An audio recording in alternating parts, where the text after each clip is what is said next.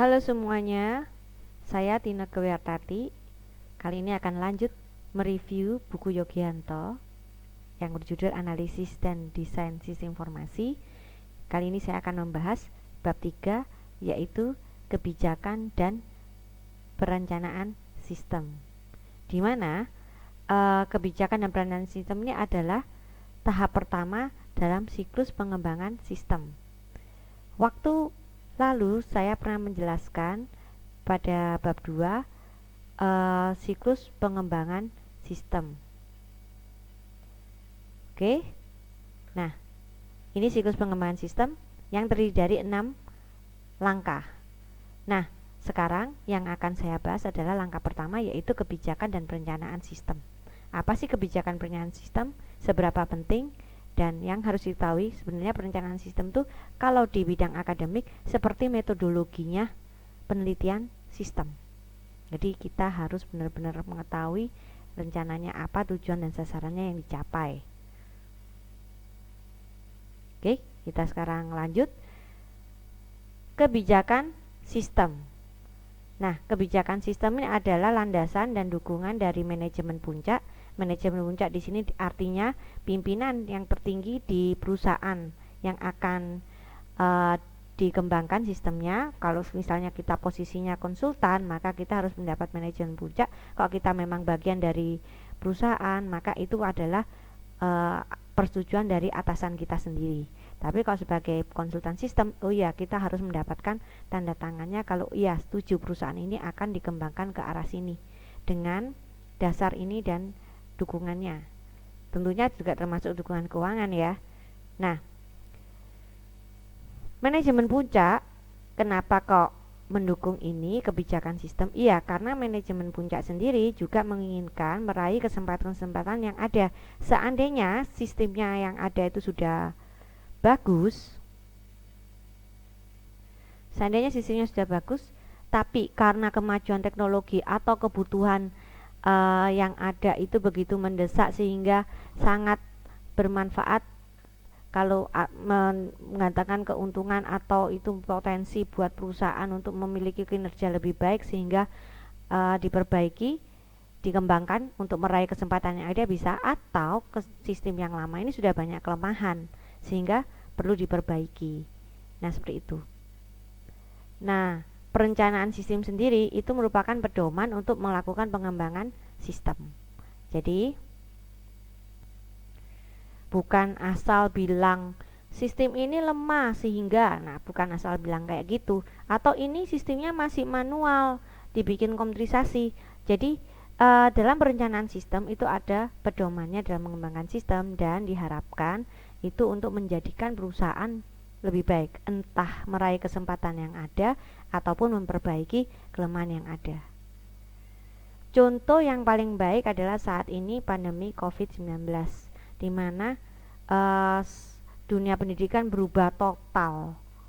Nah, untuk perubahan ini butuh pengembangan sistem dan big bang ya, harus cepat gitu. Otomatis butuh persetujuan manajemen puncak, repot juga, bukan hanya keuangan tapi dukungannya juga. Dia mau mana yang akan dicapai, terus dengan dukungan itu kita bisa menginterview atau mencari apa yang mau dicapai, kelemahannya ada. Nah, itu sangat penting banget ya. Nah, nanti dalam tahapan pengembangan sistem yang ada 6 tadi, perencanaan ini penting banget dan harus dilakukan di awal supaya kita tahu arahnya pengembangan itu ke sini gitu ya. Nah, tentunya kalau misalnya ini sangat urgent dan penting sehingga perusahaan itu ada komite penasehat. Pasti kalau yang berubah akhir-akhir ini pasti ada timnya ya, atau komitenya selain pengembang sistemnya, di mana yang namanya komite penasehat ini mempunyai tugas untuk memberikan rekomendasi tentang pengembangan sistem, walaupun sudah ada tim pengembangan sistemnya juga ya. Ini termasuk dalam pengembangan hardware maupun software, juga mengawasi kemajuan proyek. Jadi tim pengembangan ini tidak jalan semaunya, tapi ada yang ngawasin. Ini yang arah kita ke sini loh, ini kok melenceng loh, ini arahnya kemana, jangan-jangan nanti sistemnya jadi bukan sesuai yang diharapkan.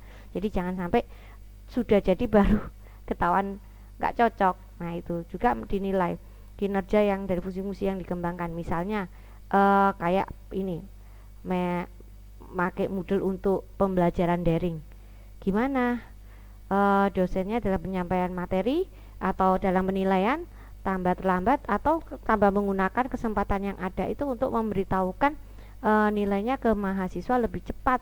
Oh ternyata di dalamnya Moodle itu ada grade sehingga bisa dinilai di situ dan langsung diketahui mahasiswa. Nah itu, oh berarti ada kemajuan untuk fungsi terkait dengan nilai mahasiswa. Nah seperti itu. Tapi gimana dalam delivery materi pengajaran? Nah jadi dinilai, dan memang di kampus kita itu dinilai loh, bukan hanya mahasiswa dalam kuliah apakah masuk atau jadi siluman, enggak hanya itu aja, tapi juga dosennya dalam melakukan pengajaran daring, gimana dalam memberikan materi prosesnya gitu ya. Terus kita dinilai juga, kalau misalnya mau tahu juga dinilai loh forum diskusi itu apakah dosen itu menjawab pertanyaan-pertanyaan dari mahasiswanya. Ada, dan benar-benar tim komite penasehat ini juga benar-benar menilai, oh ternyata ada kesimpulan-kesimpulannya. Ada dosen yang memang respon menjawab, ada yang slow. Nah seperti itu. Jadi benar-benar dinilai kinerjanya, bukan tunggu jadi ya. Jadi sambil ini dilihat, kalau memang perlu ada yang diperbaiki. Nah contohnya model kita yang namanya Bella itu sekarang ada presensi. Nah seperti itu. Otomatis kenapa kok sekarang ada presensi? Pastinya itu dari saran-saran yang diberikan oleh komite penasihat juga. Kalau tim pengembangan itu sudah ada arahnya ini gitu ya. Nah ini komite itu yang mengawasi, itu adalah pihak dari manajemen puncak. Nah sekarang kita akan masuk ke perencanaan sistem. Saya langsung ke proses perencanaan sistem. Ada di buku Yogianto halaman 75, di mana sudah ada langkah-langkahnya. Jadi ini langkah pertama dalam proses perencanaan sistem, ini langkah kedua, ini langkah ketiga. Di langkah pertama pun ada langkah-langkah kecilannya ini. Di langkah yang pertama itu ada 7 langkah, kemudian kita ke langkah ini dan ke langkah ini. Ini berarti kalau sampai sini sudah melakukan proses perencanaan sistem dengan baik. Ini makanya yang dibilang metodologi penelitian sistem. Jadi tapi nanti karena kita apalagi ini pandemi ya, tidak semua bisa ke perusahaan, maka tidak semua langkah ini kita lakukan, dan kita memang ini untuk penelitian akademik yang tidak diimplementasikan, sehingga mungkin ada langkah-langkah yang tidak perlu kita lakukan. Nah seperti itu. Tapi kalau misalnya nanti bekerja sebagai konsultan sistem, ini langkah-langkahnya. Oke, kita sekarang ke langkah yang pertama dari perencanaan sistem, yaitu merencanakan proyek sistem. Oke. Oh ya, kita harus kenal banget yang namanya dengan proses bisnis perusahaan. Tidak proses bisnis perusahaan aja, tapi kita juga harus tahu perusahaan ini mau kemana, gitu ya. Contoh yang paling gampang, kampus itu salah satu tujuannya adalah menjaga akreditasinya. Nah dalam akreditasi itu banyak penilaian-penilaian, sehingga sistem yang mendukung operasional perguruan tinggi harus mendukung tujuan ini untuk supaya bisa tetap mencapai akreditasi A. Nah misalnya seperti itu. Tentunya dilihat proses penilaiannya apakah tepat waktu dan terstandar, artinya kelas A dan kelas B bisa diperbandingkan. Terus apa yang diberikan dosennya apakah sesuai dengan silabi. Nah seperti itu, karena itu yang memang dinilai. Nah sistem harus mendukung itu supaya perusahaan ini atau kampus ini juga bisa mencapai tujuannya, mungkin mau menjadi kampus terbaik atau gimana. Nah itu jadi kita harus benar-benar mengenal bukan hanya proses bisnis perusahaannya, tapi benar-benar mau tahu perencanaan strategi ya, pertanyaan strategi dari perusahaan itu. Misal Bank X dalam 5 tahun ke depan dia akan pioner dalam teknologi untuk sesuatu. Nah, seperti itu. Jadi dia berharap dia pionir yang melakukan teknologi itu. Nah, saya kok memberi contoh semua teknologi yang sedang berjalan sudah dilakukan oleh bank. Memang bank itu paling oke dalam menggunakan teknologi ya untuk mencapai strateginya.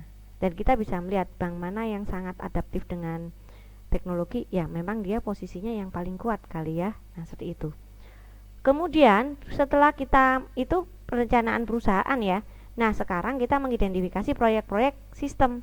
Artinya di dalam perusahaan itu kan ada bagian pemasaran, ada bagian distribusi, ada bagian produksi, ada bagian persediaan. Nah, ini diidentifikasi proyek-proyeknya. Mana yang ada atau mana yang ingin dikembangkan. Bu, semua yang mau dikembangkan. Ya sudah, nggak apa-apa, diidentifikasi. Misalnya ada 5, belum tentu 5. Kalau memang belum 5, wah berarti ini sudah lama tidak melakukan pengembangan sistem. Mungkin sistem yang sekarang sudah usang sehingga perlu dikembangkan semua. Nah, seperti itu. Ya. Kemudian setelah kita mengidentifikasi, oh iya bagian produksi perlu, oh iya bagian penjualan perlu, distribusi masih oke, tapi bagian persediaan ini perlu. Nah, itu identifikasi, berarti ada berapa proyek sistem di dalam perusahaan itu. Nah, kemudian kita akan menetapkan sasaran dari proyek tersebut. Emang di penjualan itu ada apa setelah diidentifikasi kalau mau dikembangkan? Emang apa yang mau dicapai di sistem penjualan? Oh, ternyata banyak keluhan pelanggan, di mana banyak barang yang salah kirim. Berarti sasarannya adalah ingin memberi pelayanan yang baik pada pelanggan. Nah, seperti itu. Itu salah satu sasaran dari proyek sistem penjualan yang ingin dikembangkan. Kemudian dilihat juga, itu salah satu, harus ditemukan semua. Nah, mungkin di persediaan gitu ya. Oh, persediaan ini informasinya selalu terlambat sehingga sayang, perusahaan ini sering kehilangan yang tadinya bisa jual karena dipikir stoknya habis jadi tidak jual. Nah, seperti itu.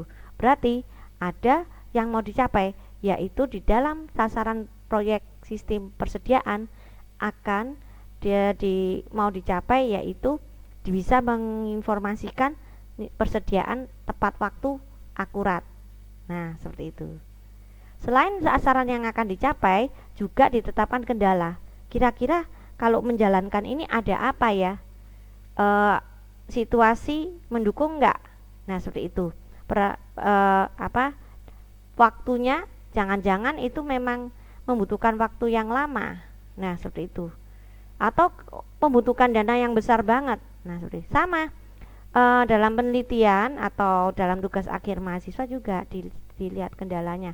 Yang pasti dalam penelitian tugas akhir kendalanya tidak melakukan implementasi. Karena kalau melakukan implementasi berarti kita harus jadi pengawas dong implementasi di perusahaan. Terus kapan lulusnya? Itu karena ada kendala waktu, bukan nggak mau. Kadang-kadang ada kendala dalam penelitian ya, bukan dalam lapangan kerja ya. Yang dirancang itu interface-nya tidak sampai tahap running, artinya tidak bisa dijalankan karena memang tujuannya sampai sini dengan batasan waktu yang ada. Nah, itu kendalanya itu harus dilihat. Yang paling susah kendalanya itu adalah memproyeksi umur ekonomis dari proyek sistem, terutama terkait teknologi. Teknologi itu dilihat, wah kita sudah 4G, ntar lagi mau 5G, belum sampai berapa tahun sudah mau 5G, bisa ketinggalan. Nah, nggak apa-apa, bukan artinya ketinggalan itu tidak bisa dipakai. Ngerti ya maksud saya?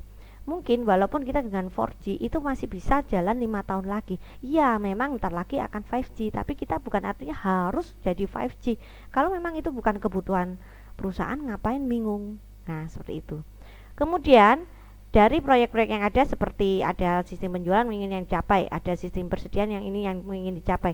Nah, sekarang prioritasnya yang mana? Mau penjualan dulu atau mau persediaan? Nah, itu ditetapkan di perencanaan sistem supaya jelas. Jangan sampai nanti enak-enak mengembangkan sistem penjualan, tambah nggak karuan ini yang sistem persediaan, tambah kacau balau, tambah kehilangan informasi sehingga tidak bisa jualan. Nah, jangan sampai seperti itu. Jadi memang benar-benar dilihat prioritasnya mana yang bisa dijalankan dulu atau yang harus dijalankan lebih dahulu.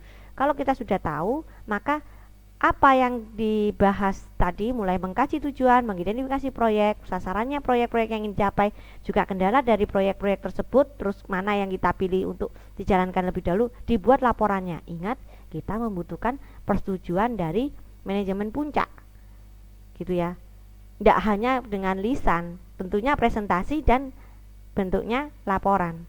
Untuk bentuk laporan bisa dilihat di halaman 79 dan sampai 92. Nah, sebenarnya kalau kita ke perusahaan terus dikumpulkan proposal waktu ujian tengah semester, itu modelnya seperti ini, tapi bukan proyek sistem perusahaan yang banyak, tapi sudah kita mengerucut ke satu sistem, gitu ya. Itu nanti yang akan kita bahas di halaman lain. Ini adalah kesempatan proyek-proyek apa aja yang bisa dikembangkan, terus dimintakan ACC manajemen. Oke, berarti kita sudah sampai sini. Nah, kalau sudah dapat ACC manajemen, memang berarti kita ada kerjaan, yaitu mengembangkan sistem yang prioritasnya mungkin sistem penjualan, atau yang prioritasnya mungkin sistem persediaan. Oleh karena itu, langkah berikutnya adalah dua ini. Dari langkah yang kedua itu adalah mempersiapkan proyek sistem, ya, persiapkan proyek sistem yang akan dikembangkan.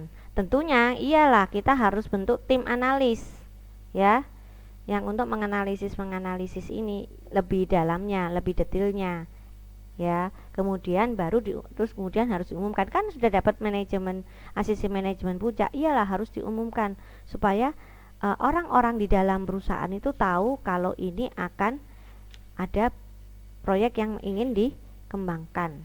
Nah, sehingga tidak ada yang takut atau kurang mendukung. Nah, saya mundur sebentar.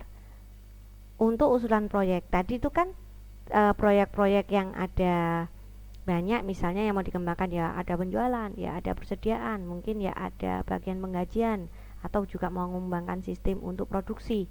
Nah, itu kan mana yang diprioritaskan. Tentunya untuk membuat prioritas ini gak sembarangan, ya, gak sembarangan. Sebentar, saya klik beda tempat. Jadi kita ada di sini, sekarang saya mundur di sini untuk menentukan prioritas ini.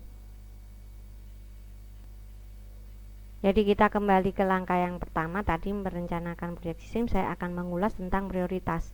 Jadi dalam memilih proyek yang mana itu bukan by feeling atau karena kepentingan seorang manajer atau karena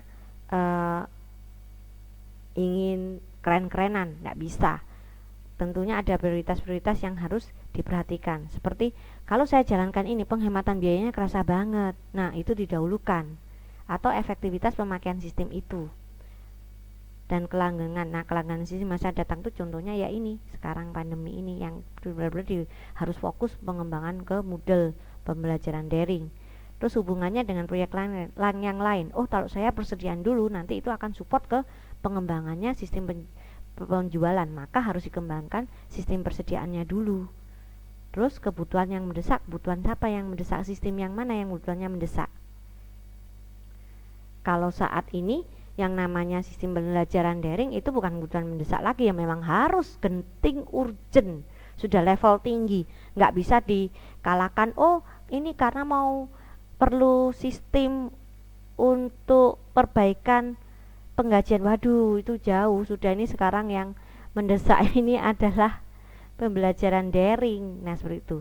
Oh, juga mau dikembangkan sistem untuk kegiatan kemahasiswaan. Enggak, sekarang yang paling mendesak ini adalah pembelajaran daring, karena mahasiswa nggak bisa ke kampus atau siswa tidak bisa ke sekolahan, mau nggak mau, sehingga terfokus, gitu ya.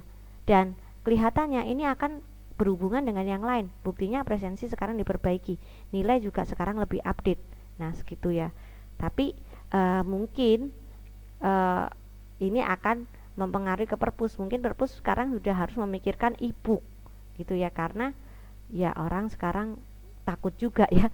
Saya tidak bisa membayangkan perpus itu jaraknya jauh-jauh mau ngambil buku harus gantian juga, lorongnya kan harus tidak boleh deket-deket karena ya.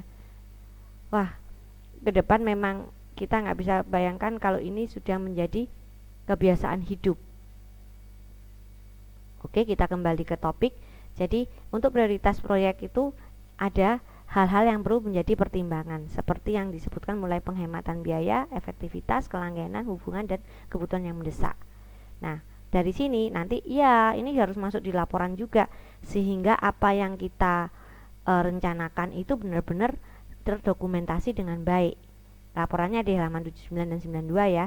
Nanti diminta persetujuan. Oke, tadi kita sudah bahas tentang langkah yang keduanya yaitu membentuk tim dan mengumumkan. Ya, mengumumkan itu perlu banget supaya tidak kaget tiba-tiba ada perubahan. Walaupun kita di pandemik ini berubah mendadak, tetap diumumkan. Kalau kita berubah menjadi daring, tetap dosen juga semua tata usaha dibilangin kalau tidak cuma daring cret gini aja, tapi ada pengembangannya, ini yang harus dilakukan, ini yang harus dilakukan. Jadi bukan hanya tim pengembangan proyek aja yang sibuk, tapi didukung juga oleh terutama pemakai sistem dari perusahaan itu atau dari yang terkait. Dia mau diajak untuk berkembang bersama, jadi tidak bersikap menolak. Oh, penting banget. Saya pernah ya, jadi kebetulan perbaikan sistem presensi di suatu perusahaan.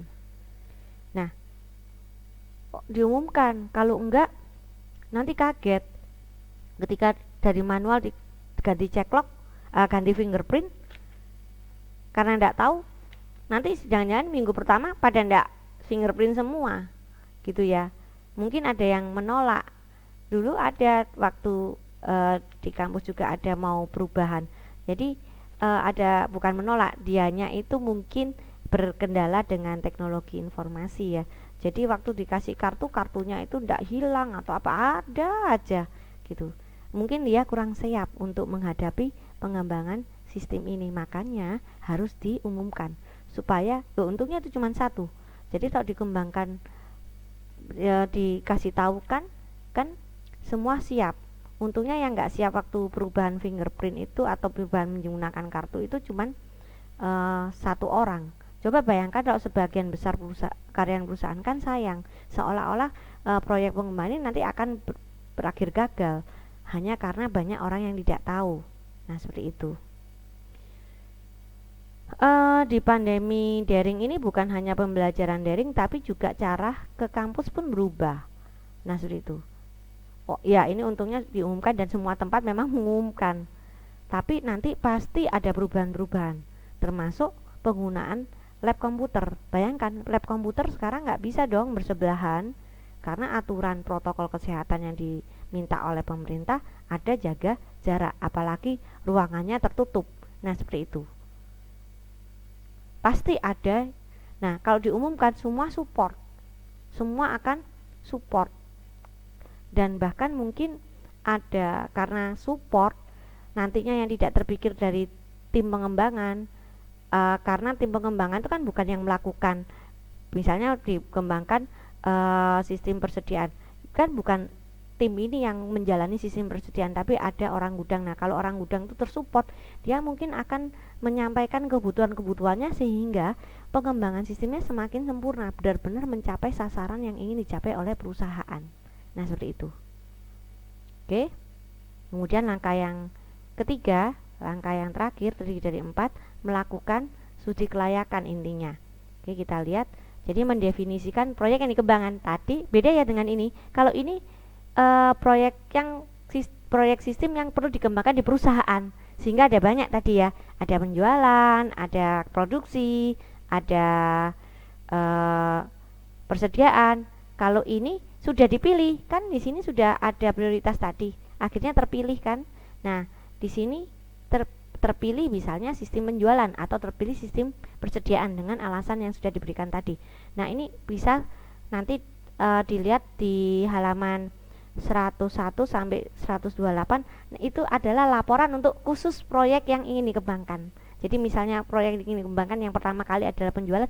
Nah, halaman ini akan membahas tentang proyek penjualan aja. Jadi nanti kalau misalnya mau dikembangkan lagi, misalnya tahap 2 adalah dari penjualan, tahap 2 adalah produksi, oh ya harus bikin laporan ini lagi karena tahapan yang berikutnya gitu. Ini jadi dari sistem yang mau dikembangkan.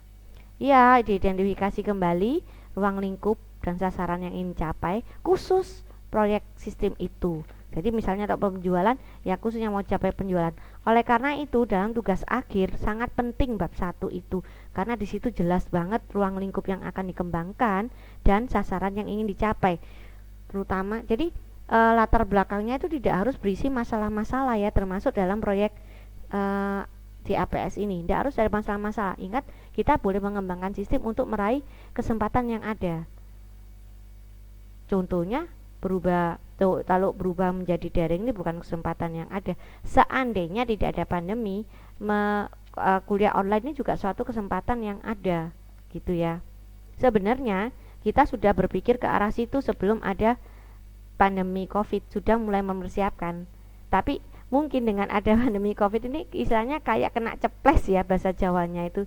Jadi kena cambuk, jret langsung harus jalan. Yang tadinya sudah direncanakan mendadak harus diimplementasikan. Ya itu namanya tidak tidak harus urut kan ya. Dari perencanaan tiba-tiba harus diimplementasikan. Oh ya, artinya analisis dan desainnya harus cepat supaya bisa diimplementasikan. Nah, seperti itu. Jadi ya kita lihat kembali ruang lingkupnya apa. Nah, nanti di laporan proyek ini harus dijelaskan ruang lingkupnya. Misalnya masalahnya ada 5. Ini kalau di perusahaan 5-5-nya ya diatasi. Tapi nanti kalau di proyek APS itu ada perkecualian juga penelitian tugas akhir. Dari 5 ini mungkin yang dikembangkan adalah 3. Makanya disebutkan di ruang lingkup. Gitu. Atau ruang lingkup ini ya apa yang mau dicapai. Mungkin dari 5 itu kita jalan 3 dulu, kemudian nanti kalau sudah selesai baru jalan 2. Baru kalau 5-5-nya sudah selesai kita ke proyek sistem yang lain. Nah, seperti itu.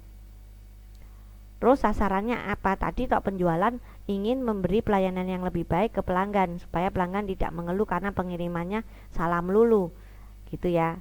Atau yang ingin diperbaiki adalah penagihan piutangnya, kan penjualan kan. Selama ini penagihan piutangnya tidak tertangani dengan baik sehingga banyak piutang-piutang yang lupa ditagih. Wah, gawat nih. Kalau sampai lupa ditagih itu namanya kita menyumbang, ya. Jualan tapi menyumbang. Kasih barang tapi tidak terima duit. Itu mending daripada kayak gitu, mending uangnya ditaruh di bank aja daripada kerja tapi menyumbang tidak dapat apa-apa, bahkan malah tekor ya. Kita kan keluar biaya untuk jualan itu, iklan atau apa. Nah, seperti itu. Jadi sasaran yang ingin capai apa gitu, sebaiknya tertulis, makanya membutuhkan laporan. Terus dilakukan studi kelayakan. Nah, studi kelayakan ini ada di halaman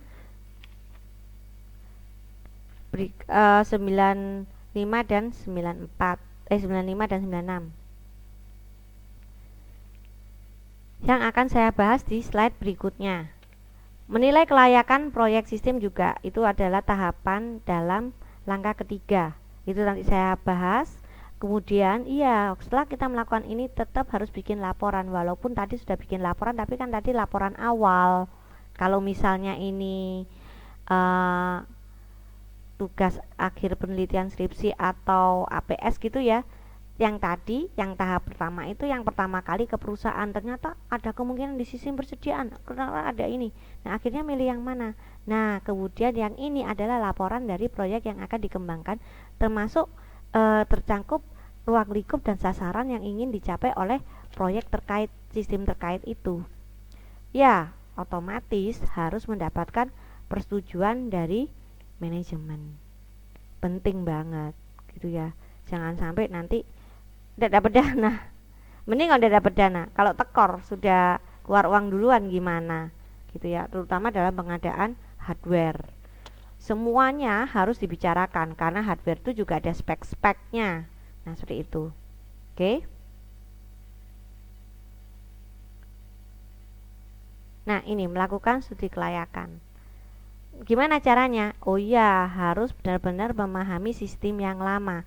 Makanya nanti ke perusahaan atau data yang ada itu harus tahu mulai dari struktur organisasi. Tidak hanya struktur organisasinya aja, tapi juga job desk-nya, supaya ketika kita melakukan perbaikan terkait dengan siapa itu tahu, oh ini loh yang mengerjakan ini karena job desk-nya ada di sini. Atau kita menganalisis job desk-nya, ternyata ada perangkapan fungsi atau ada ketidakefisiensian, atau terlalu banyak melakukan pekerjaan. Hati-hati ya, perangkapan fungsi itu butuh pemisahan tugas, di mana otorisasi sama yang melakukan sama yang menyimpan jangan bagian yang sama. Itu namanya kalau misalnya otorisasi sama yang melakukan itu adalah satu orang, nah itu perangkapan fungsi.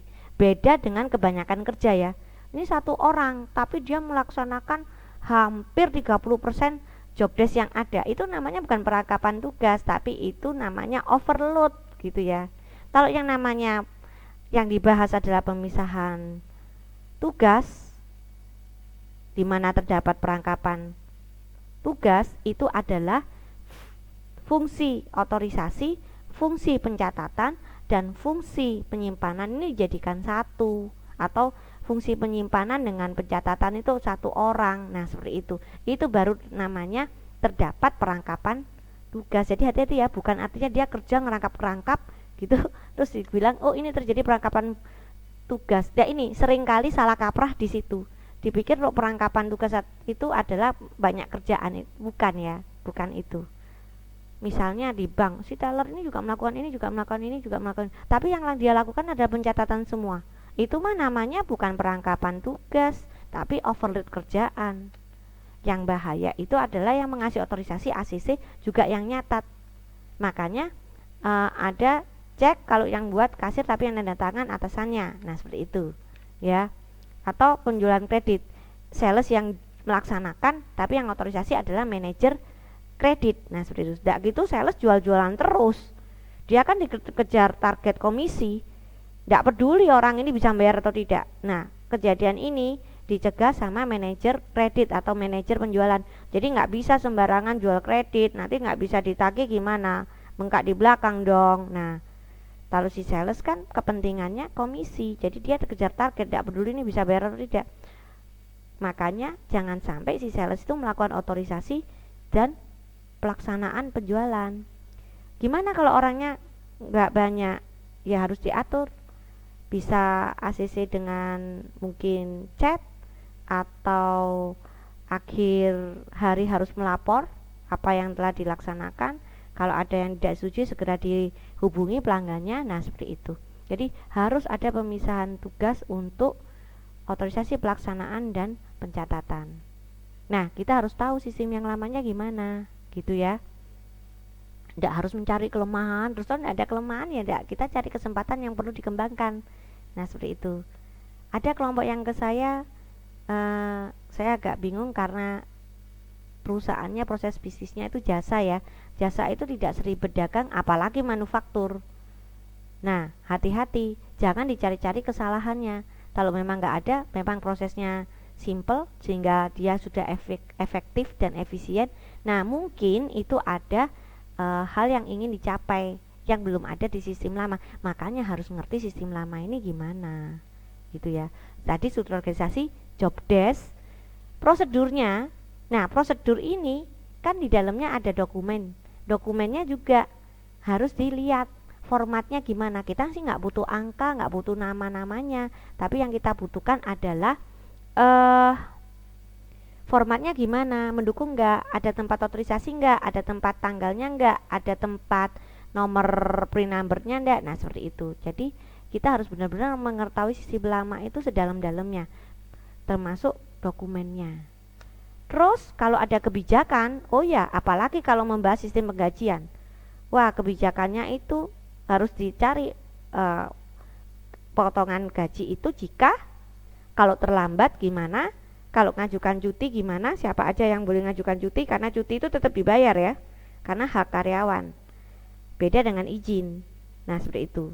Cuti kan 1 tahun kata 12 hari. Oh ya sudah, kalau dia sudah mengajukan cuti. Nah terus prosedurnya gimana supaya gak ada kesalahan. Nanti bisa-bisa ada orang yang 20 hari cuti dibayar semua. Wah enak banget.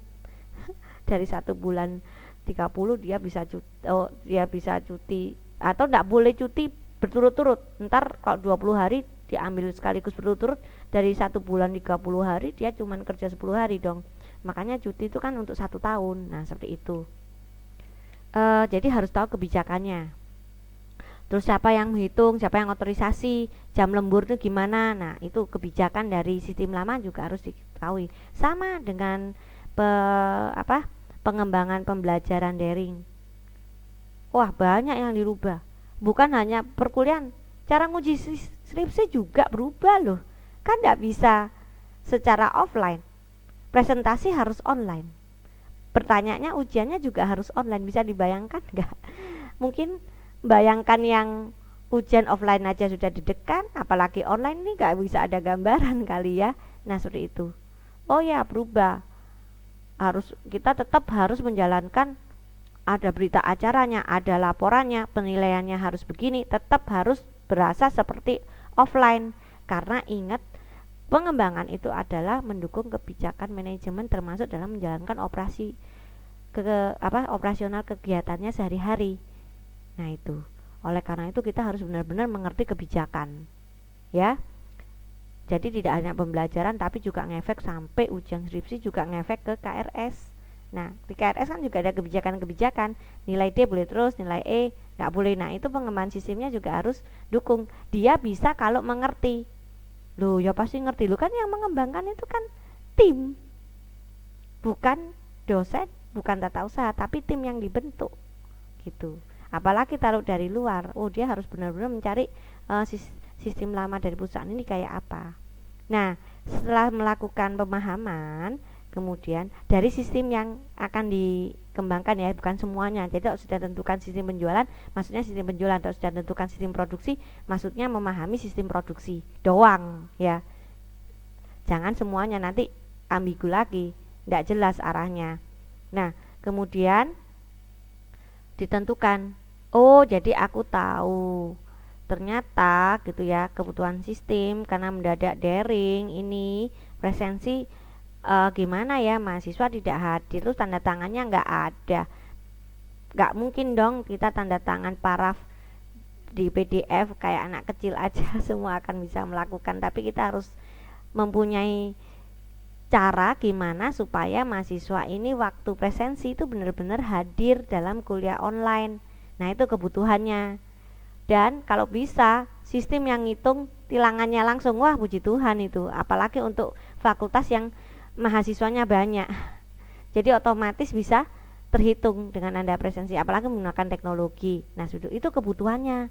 Jadi padahal awalnya cuma mau jadi kuliah online, ternyata ngefek ke sini. Nah seperti itu.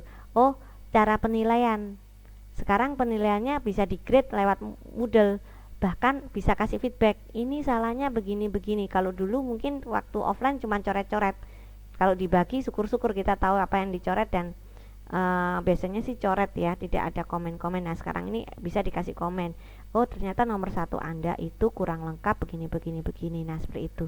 Jadi ada perbaikan kebutuhan untuk sistem untuk penilaian dalam sistem pembelajaran. Nah seperti itu. Sama di penjualan emang butuhnya apa selain meningkatkan servis supaya tidak salah kirim. Ini butuh pengingat untuk penagih piutang gitu ya. Butuh pembatasan batas kredit. Jadi kalau sudah melebihi batas kredit nanti ada warningnya. Nah kayak gitu. Jadi kebutuhan memakai sistem ini dicari dan benar-benar itu yang dibutuhkan. Jangan memaksakan gitu ya. Sepertinya ini nggak ada yang diperbaiki dan tidak ada kesempatan, ya sudah kembangkan aja sistem yang lain, jangan berkutat di sistem yang tidak membutuhkan. Nah pengembangan, jadi tak butuh yang mana, butuhnya apa gitu. Tentunya kalau di perkuliahan daring ini kebutuhannya tidak hanya dalam kampus, juga kebutuhan untuk melapor ke dikti gitu. Jadi bisa ini digunakan, tidak harus misalnya laporan yang dihasilkan gini ternyata kurang sesuai dengan laporan yang minta dikti. Kolomnya mestinya 1, 2, 3, tapi kolomnya Moodle itu 5, 67 ya harus disesuaikan supaya tidak ada pengulangan kerjaan yang sama hanya karena beda format. Nah seperti itu. Jadi kebutuhan pemakai sistemnya benar-benar ditanyain supaya bisa mencapai sasaran. Dan benar-benar digali, benar nggak terjadi masalah di sistemnya atau human error. Nah hati-hati nih. Yang bahaya kalau human error, iya nih sering salah dalam menghitung gaji. Sistemnya sih oke, tapi orangnya ini lo sering salah. Nggak tahu kenapa 1+1 sama kadang-kadang 5. Nah, itu mah bukan salahnya sistem, ya. Itu berarti orangnya yang sesuatu, gitu. Makanya di penelitian kalau human error itu benar-benar dilihat apakah benar-benar human error karena akibat sistem atau human error dari orangnya. Kalau orangnya kan harus orangnya yang diperbaiki bukan sistemnya. Jadi benar-benar dicari permasalahan yang terjadi. Nah ini banyak ya mahasiswa itu bab satunya bilang masalahnya ini. Ketika bab 4 dilihat di prosedur ada tuh katanya tidak ada yang otorisasi penjualan kredit. Ada ini dokumennya, ada tanda tangannya bagian manajer penjualan, memang bukan manajer kredit tapi bagian manajer penjualan, kan berarti ada otorisasinya. Nah seperti itu, berarti permasalahannya nggak ada dong yang tentang otorisasi. Nah ada seperti itu. Jadi tadinya itu karena tidak mengenal sistem yang lama, jadi mungkin mengejar waktu atau gimana atau kurang bertanya sehingga ternyata waktu bab 4 apa yang dimasalahkan ada semua, nggak ada masalah. Nah seperti itu.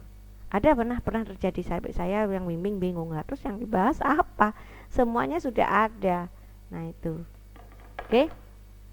Kemudian makanya kita harus benar-benar tahu apa sih yang dikerjakan oleh sistem lama, dia sudah apa yang berhasil di sistem lama dan apa yang menjadi kendala di sistem lama, sehingga membutuhkan sistem baru untuk mencapai apa yang tidak bisa dihasilkan oleh sistem lama.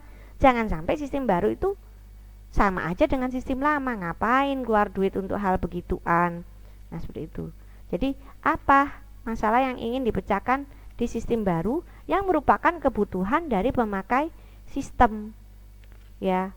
Kalau Anda lihat di penelitian, oh ya ada satu subbab khusus untuk kebutuhan sistem. Oh butuh password supaya yang masuk ada aksesnya.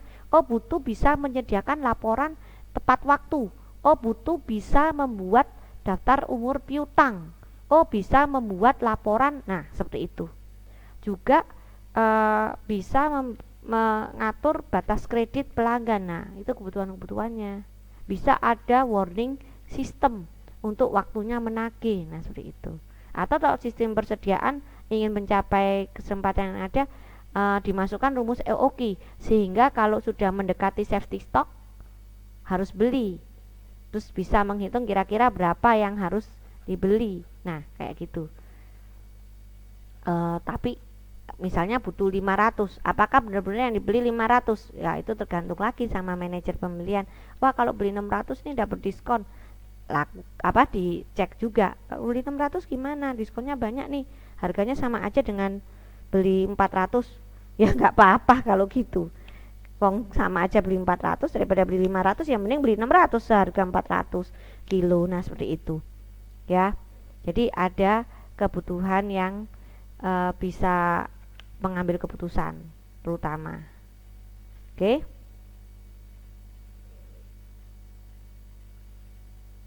Kemudian setelah kita lakukan studi kelayakan ya, itu ada kok di laporan di halaman 105 itu ada bilang kebutuhan-kebutuhan yang ingin dicapai oleh sistem ini gitu. Terus pengembangan yang dilakukan tuh gimana, ada semua. Kemudian saya akan ke slide selanjutnya. Menilai kelayakan proyek.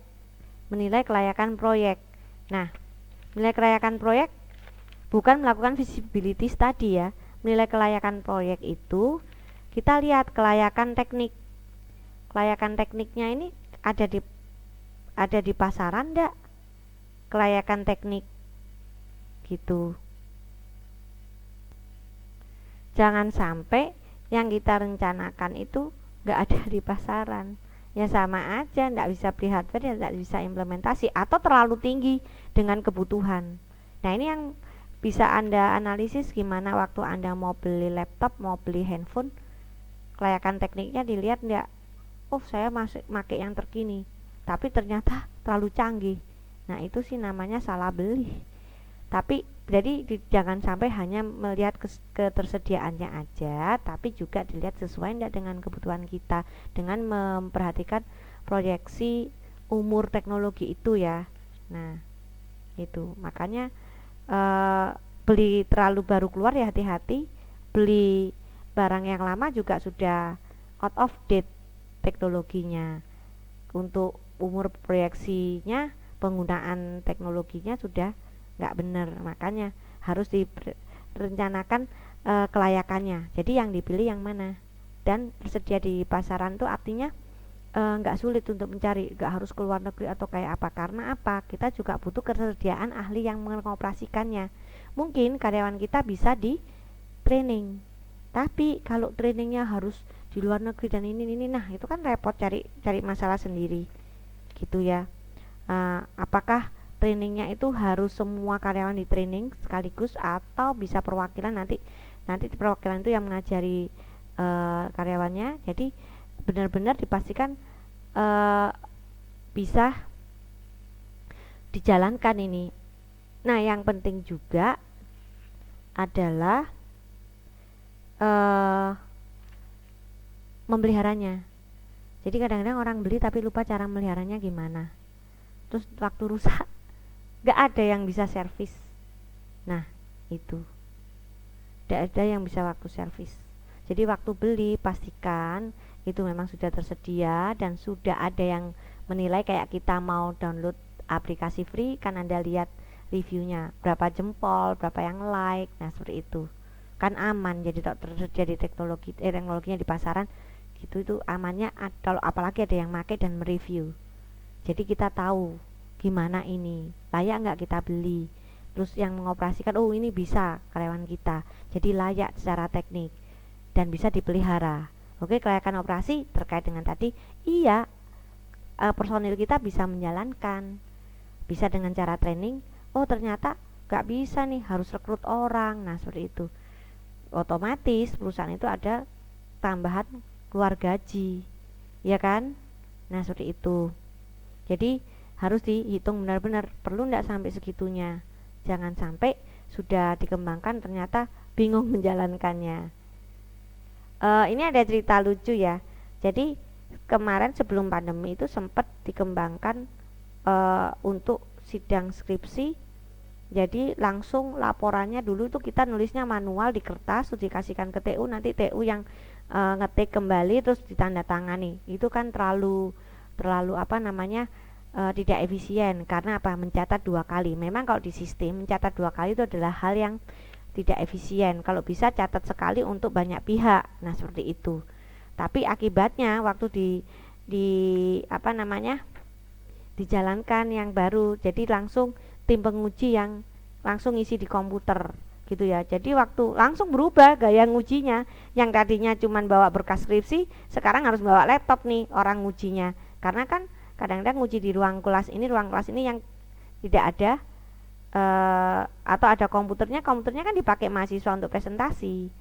Nah oke, gak apa-apa, ada perubahan, penguji bawa laptop. Nah masalahnya waktu ngeprint kan tidak mungkin dong di kelas disediakan printer, akibatnya pakai networking printer. Jadi waktu ngeprint tuh nanti hasilnya keluar di TU. Nah timbul masalah lagi lah, kalau hari itu 9 yang ujian di waktu yang bersamaan, selesainya juga bersamaan, berarti kan ngeprintnya sama-sama. Nanti keluar itu terus gimana, ini punyanya mana, ini diantar oleh TU atau penguji yang turun ngambil.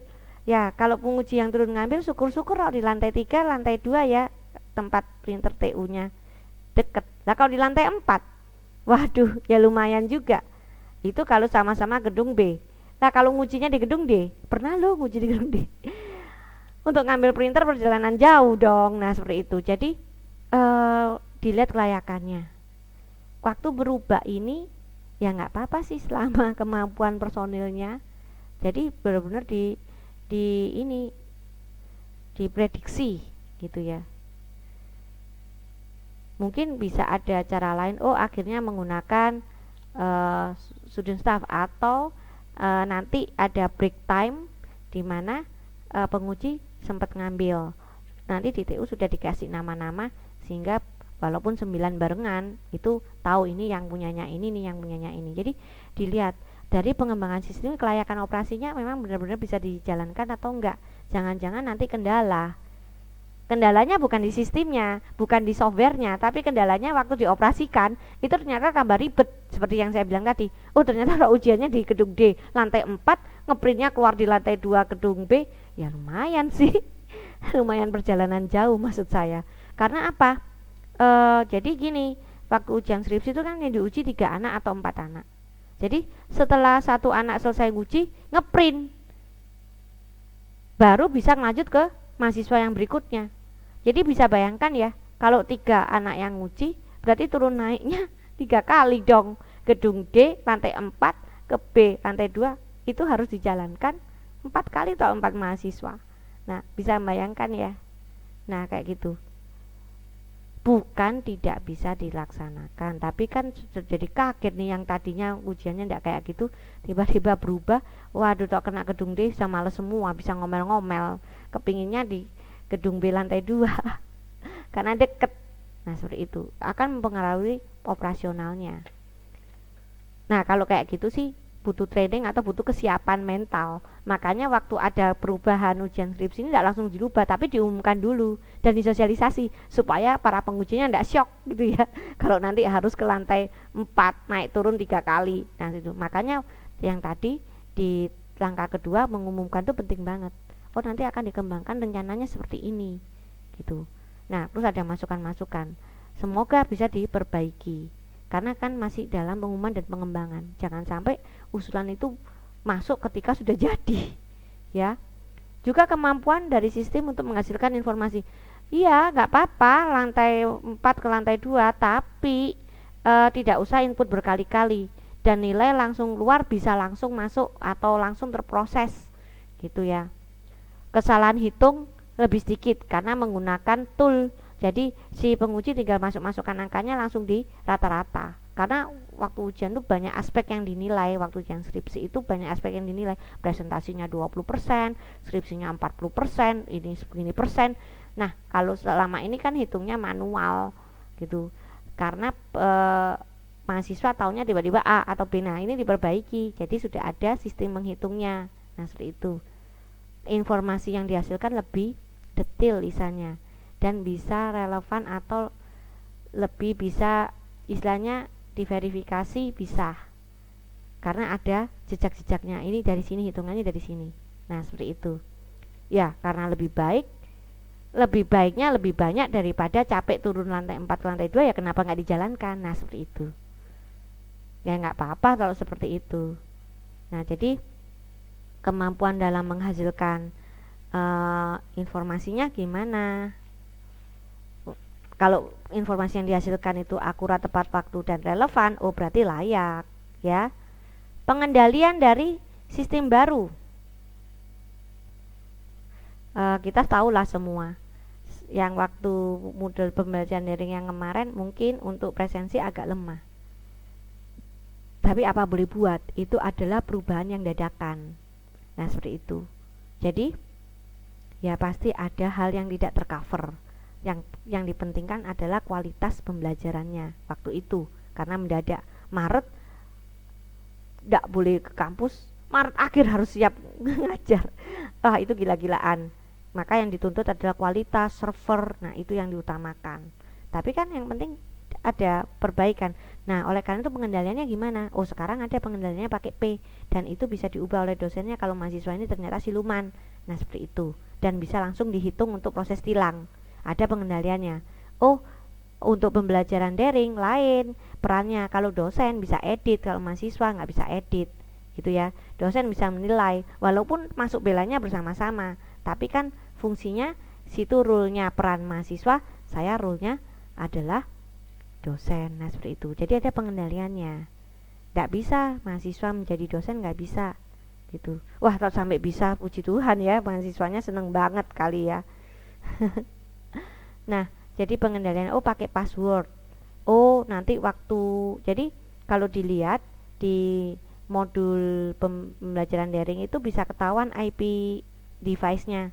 Jadi misalnya saya dengan Bu Agnes gitu ya. Misalnya nanti menggunakan komputer yang sama. Kan itu kan ada IP address-nya, bisa kelacak. Nanti bisa ketahuan, oh berarti Tineke ini waktu ujian itu menggunakan komputer yang sama dengan Bu Agnes. Berarti ini kan bersama-sama, ini bisa kerjasama dong. Nah seperti itu. Jadi pengendaliannya ada. Jadi bisa dilihat IP address-nya. Saya kayaknya sudah pernah nunjukin deh. Gitu. Itu salah satu pengendaliannya. Terus pengumpulan tugas. Sekarang nggak bisa terlambat karena sudah di setting time. Nah itu juga pengendalian yang baik. Jadi sistem itu benar-benar mengatur. Juga ada login, ada password gitu ya. Terus kalau dosen menginput misalnya bikin modul pembelajarannya ada yang lupa dimasukin, dia tidak bisa save.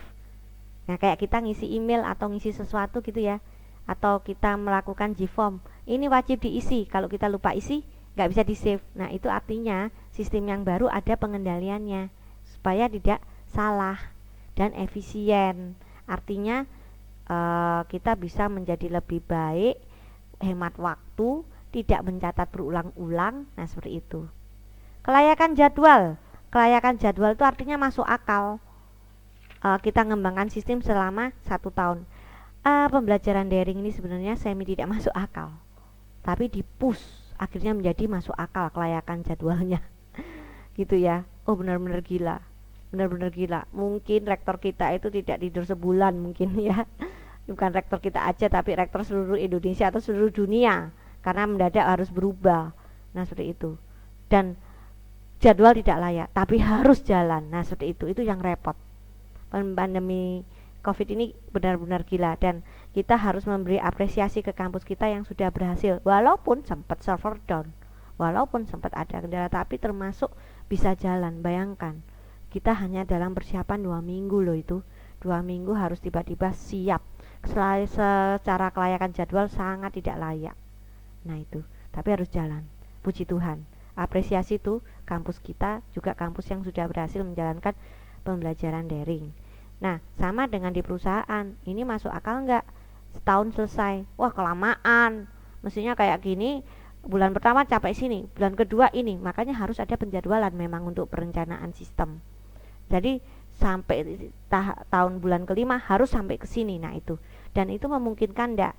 Kalau kita belajar di manajemen operasional itu ada PERT yang pakai lingkar-lingkar. Nah itu adalah untuk memastikan bisa dicapai. Jadi yang harus ada penjadwalan. Kelayakan ekonomi seperti yang sudah dibahas di bab 2, cost sama benefitnya gimana, dana yang dikeluarkan sama apa yang akan didapat itu harus lebih besar manfaat. Dan kemarin saya sudah bilang manfaat itu banyak yang intangible untuk pengembangan teknologi. Oke, kelayakan hukum. Oh iya, jangan sampai melawan hukum ya. Ternyata nilai D atau nilai E bisa lanjut. Itu kan itu kebijakan ya. Kalau hukum itu ya termasuk ini nih sempat fenomenal nih. Saya mungkin bisa pakai contoh, tiba-tiba dari taksi yang offline tiba-tiba ada taksi online. Wah, itu banyak yang protes ini. Kebetulan hukum yang berlaku belum mumpuni ya, sehingga terjadi dilema-dilema waktu itu. Padahal kita tahu taksi online itu juga menguntungkan beberapa pihak termasuk penggunanya ya. Terus keluar lagi yang taksi yang nama dari taksi yang online, GrabCar, terus kemudian GoCar, keluar lagi taksi InDriver yang bisa ditawar lagi. Waduh.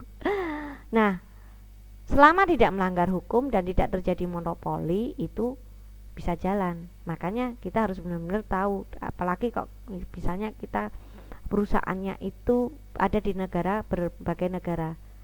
Jangan sampai pengembangan sistemnya itu melawan hukum dari tempat yang perusahaan itu ada. Nah, itu. Nah, kemudian setelah kita bicara ini kan adalah Yang saya bicarakan itu adalah yang kelayakan ini ya. Tadi saya sudah bahas usulan proyek dan minta. Nah, di halaman 101 itu sudah ada contoh untuk pengembangan proyeknya dan detail. Mulai dari latar belakangnya, terus alternatif yang dipakai. Nah, ini alternatif ini saya mau membahas nanti di forum diskusi. Jadi ya, waktu dikembangkan di dalam laporannya itu ada alternatif-alternatif. Oh, kalau misalnya menggunakan printer dot matrix itu kayak gini. Oh, misalnya menggunakan printer laser otomatis tidak bisa karbon ya. Harus print 2 kali. Berarti harus tanda tangan 2 kali. Nah, seperti itu. Jadi alternatifnya yang mana yang dipilih. Terus biayanya segini. Nah, itu. Juga nggak bisa hanya lihat tahun pengembangan. Setelah itu pemeliharaannya gimana? Makan banyak biaya yang mana? Gitu ya. Nah, itu ada semua di halaman 101 sampai 128. Terus dia menilai akhirnya alternatif mana yang dinilai itu semua bisa dipertanggungjawabkan. Nah, itu makanya penting untuk bikin laporan. Di ujian tengah semester seharusnya kita belajar bikin usulan proyek, yaitu dalam bentuk proposal. Yang di UAS itu sudah dilaksanakan, sudah dibuat, istilahnya proposalnya sudah di ACC. Nah, langkah-langkah yang kita pelajarin ini, langkah yang pertama ini adalah kebijakan dan perencanaan. Kalau di buku lain namanya more or less artinya sama, tapi di buku lain mungkin ada yang menyebutkan investigasi sistem. Itu sama aja dengan perencanaan sistem. Seperti di Ramadan Jones bab 14 itu dia sebutnya investigasi sistem, bukan perencanaan sistem, tapi artinya sama. Makanya tahap pengembangan yang ini kadang-kadang menurut definisi isi ini itu sebenarnya at the end artinya ada perencanaan sistem yang seperti kita bahas tadi, cuman namanya beda gitu ya, tapi kurang lebih langkah-langkahnya itu sama. Oke, thank you atas perhatiannya. Salam sehat, sampai jumpa di perkuliahan berikutnya.